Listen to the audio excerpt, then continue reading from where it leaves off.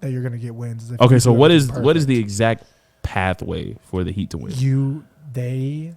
I think it's hard to double Jokic.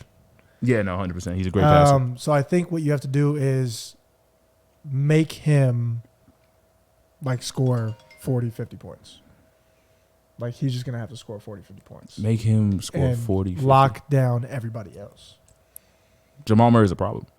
But you can't lock down Jamal Murray because Jamal with the pick and roll, it makes him a top 5 player too. It does. And he shot terribly. He was like 2 for 7 from the 3-point line. Yeah. Michael Porter Jr. was like 2 for 10 from the 3-point line. And they still were like blowing out the Heat for a majority of the game. To the Heat's defense, right? Like they shot like horrendous, probably the worst they've shot like all playoffs. Shot 2 free throws. Yeah, and shot 2 free throws. Like everyone just shot terribly. It's not a good excuse. I kind of throw fatigue for that one. Like that is everyone was kind of hot. They were like extremely hot in that game 7, and they got the Celtics up out of there. And then like a day and a half later, they got to fly to Denver, where everyone mentions the altitude, which is a real thing, ladies and gentlemen. I think the path to the Heat to win is you can't try to outscore the Nuggets. They don't have the Heat don't have the firepower for that. So how do you neutralize Jokic? I think you neutralize or help limit Jokic by attacking him on the defensive end. And you have to make him tired. Like you have to get him tired. And I think watching the game, I watched Jimmy Butler's going to have to knock down the mid-range. He's going to have to take that shot because they run pick and roll and then Jokic just drops.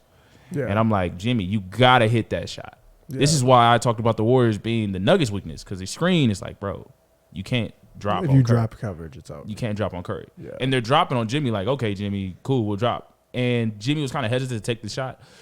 We all see the memes about him compared to Mike. He has to hit that shot. Gabe Vincent is going to have to knock down the screen, out the screen 3. Mm-hmm. Max Strus is going to have to knock down these shots. But I look at Jimmy because they even like dropped off when he was in the mid-range area. I was like, oh, Jimmy, that can't happen, bro. Yeah. And it seems like they're living with Bam, getting whatever shots he hits. Yeah, they're living with him shooting that 15-footer and him shooting 8 or 9 of those a game. They're living with it. Yeah. Because they'll just be like it. Because he's not attack. He's like you said, you got to attack Jokic. That was part of the Heat's problem. They weren't in attack mode.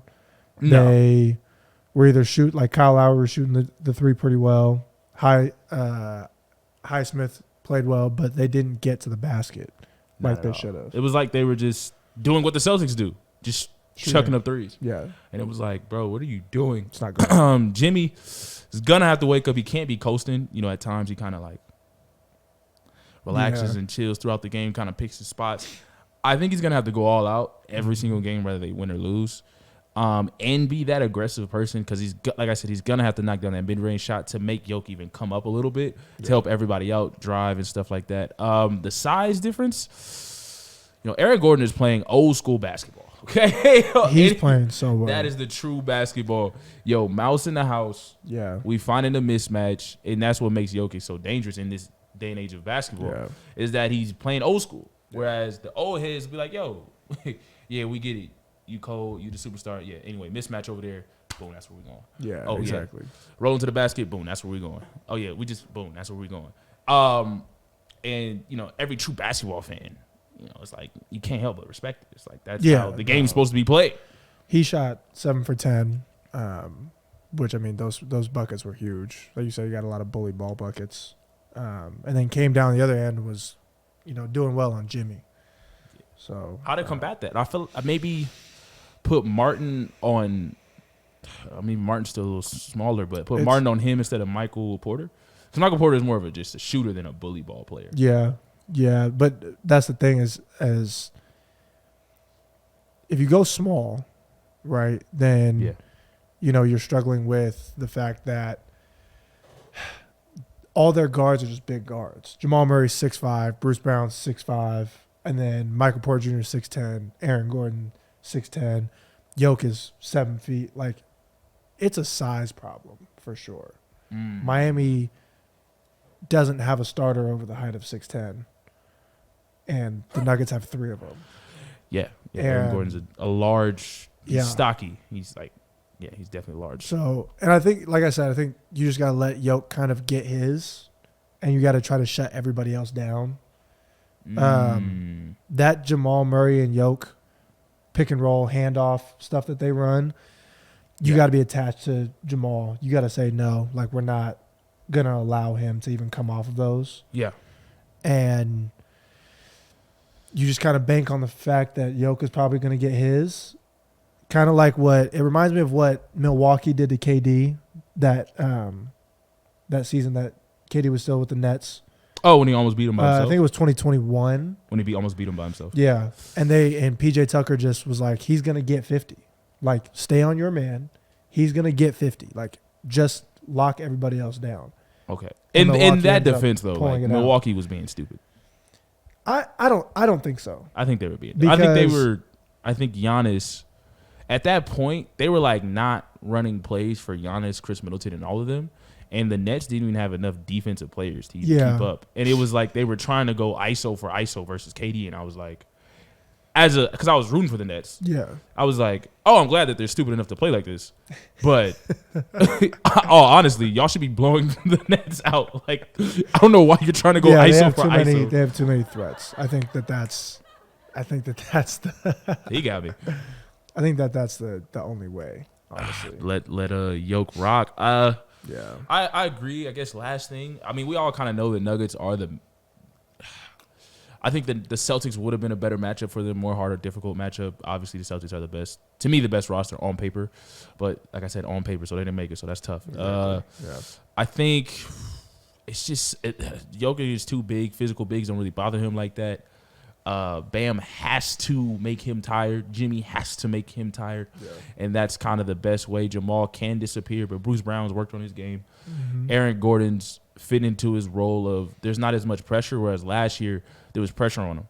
So he folded. Yeah. Now there's like less pressure, and this is your distinct role. So even if things go left, like no one's really too mad at you, bro. Yeah, nobody's expecting you to make 7 of your 10 shots. Yeah. Like lock up on defense, sit down, and just play down there. Whereas last year, because Jamal was out, everybody was looking at Aaron Gordon as like the senior. And I was like, bro, who? And I think the Heat's only thing is make Yoke tired. And the fourth quarter, I will say this: I think the Nuggets have a weakness in that fourth quarter when the game is close.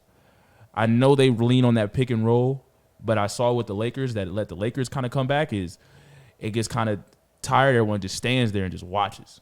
Yeah. And if Yoke misses the shot, Jamal misses the shot. There's no rebounders in there. Boom, really. It's over. Yeah. And then the Lakers obviously messed up coming back down. LeBron, drove to the ball, hoop. Jamal made a great play. But Austin Reeves coming back at the end, and I think the Heat have been the best in the fourth quarter. Yeah, they have. Been most clutch, most locked in. So I think that's what makes them dangerous. If they can keep the game close in that fourth quarter, not make it a blowout, get things close. Hey, everyone palms get sweaty in the fourth. Everyone just kind of sits there listening, and I don't think Yoke is a choke artist. I think Yoke just gets tired in the fourth, so he starts missing the bunnies. Yeah. And it's like, oh, he missed. Oh, he missed. It's like, oh, he missed.